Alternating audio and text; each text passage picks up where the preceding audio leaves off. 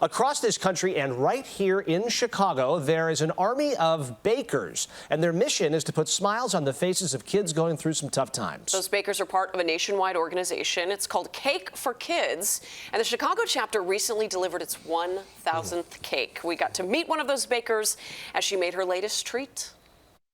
I'll get like a cake topper for something that's a little more specific that I don't feel sophisticated enough to kind of decorate the cake as. Lisa Swanson is making a birthday cake for a child she will never meet. But this particular young lady wanted basketball. Swanson is a volunteer baker for Cake4Kids. It's a national network of bakers who make treats for children in difficult circumstances, like those in foster care.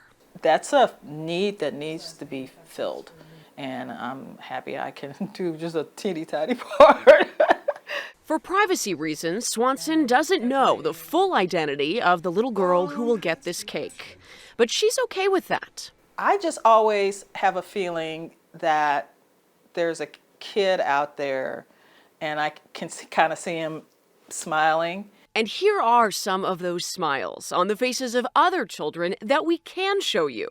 Each one had a special treat made for them by a baker like Swanson.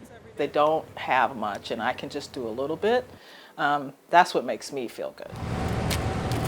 Swanson takes her cake to Arden Shore Child and Family Services in Waukegan. The organization helps about 2,000 children. It would be hard to do it themselves, so at times they rely on Cake4Kids to make birthdays special.